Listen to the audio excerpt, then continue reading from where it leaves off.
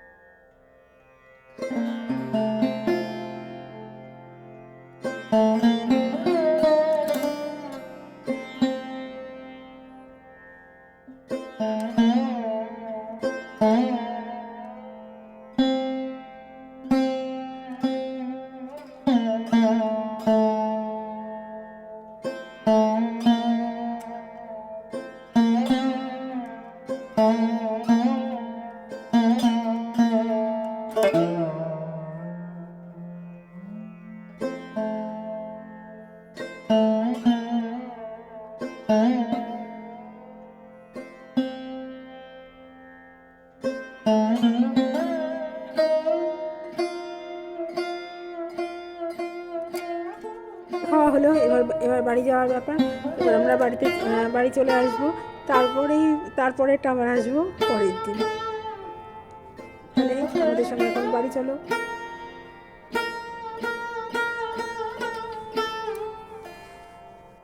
আজকে চলে আসলাম পরের দিন। আমরা এখন সাজুগুজু করে বেরিয়েছি। আজকে আমাদের কালী মন্দিরে পুজো নিমন্ত্রণ আছে ভোগের, আমরা এখন সেখানে যাচ্ছি।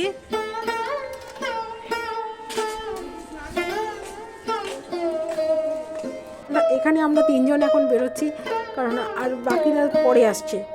আমরা আগে চলে যাব। আজ সেই আমি, সৌম্য আর রিনা বৌদি 3জনে মিলে চলে যাচ্ছি মন্দিরে। কেন এখানে কুপনে দাঁড়ালে কী হচ্ছে, এখানে প্রচণ্ড লাইন পড়ে, আর ফ্রি লাইন তো আছে, যারা পাশ নিয়ে দাঁড়াবে তো সেখানেও অনেকটা লাইন দিতে হয়। তা আমরা লাইনে দাঁড়িয়ে পড়লাম প্রসাদের জন্য। তারপরেই এক এক করে লতা বৌদি, তার বোন, মেয়ে, নাতনি সবাই চলে আসলো।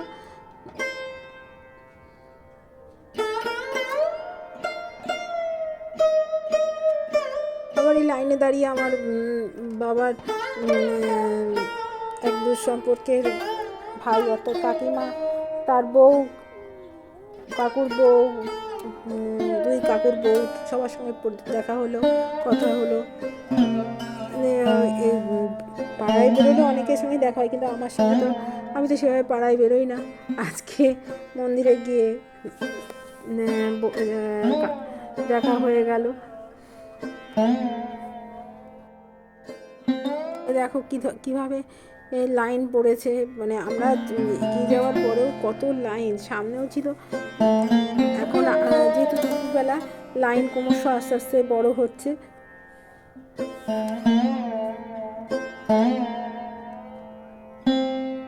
দেখো কত বড় লাইন হয়ে গেছে।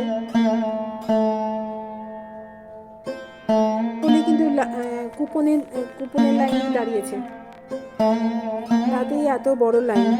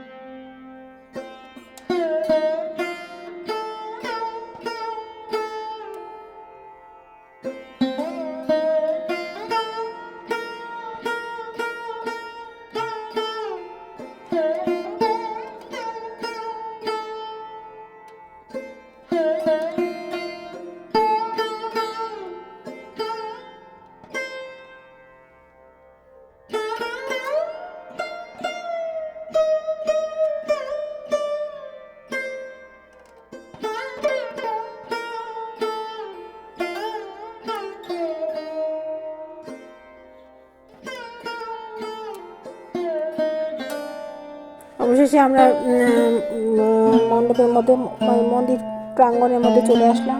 দেখো কি সুন্দর আয়োজন, এবং ম্যানেজমেন্টও খুব ভালো। এরপরেই আমাদের ভোগ প্রসাদ বিতরণ শুরু হবে। আজকে ভোগে ছিল খিচুড়ি, লাবড়ার তরকারি, পোলাও, আলুর দম, কাশ্মীরি আলুর দম, চাটনি, পায়েস। প্রসাদ নিয়ে আমরা প্রসাদ দিতে শুনলাম, কিন্তু এই সময় ক্যামেরা ধরা সম্ভব না, সেই জন্য কিছুটা তুলে বাকিটা আর তুললাম না। তোমাদের কাছে আমি মুখেই বলে দিলাম যে আমাদের কী কী দেওয়া হয়েছিল প্রসাদে। দেখো খিচুড়ি আর লাবড়ার তরকারি। প্রসাদ খেয়ে আমরা একে একে এবার বাড়ির দিকে রওনা দিলাম। আমি বাড়ি রওনা দিইনি, কারণ আমি কালকে যে প্রসাদটা দিয়েছিলাম, পুজো দিয়েছিলাম, তার প্রসাদটা নিয়ে তারপরেই বাড়িতে আসবো।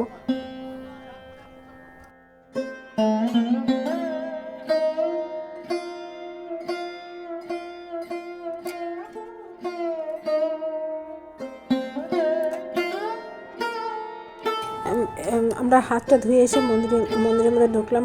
মন্দিরের মধ্যে আবার গেলাম, গিয়ে প্রসাদ, যে পুজো কালকে দেওয়া হয়েছিল, পুজোর ডালা, সেই পুজোর প্রসাদ নিয়ে প্রসাদ নেওয়ার জন্য আবার ভেতরে আসলাম। এসে প্রসাদ নিয়ে এবার আমরা বাড়ির উদ্দেশ্যে রওনা দেব। তোমাদের যদি আমার ভিডিও ভালো লাগে তাহলে আমার চ্যানেলটাকে সাবস্ক্রাইব করে, লাইক, কমেন্ট, শেয়ার করে আমার সাথে যুক্ত হয়ে যেও।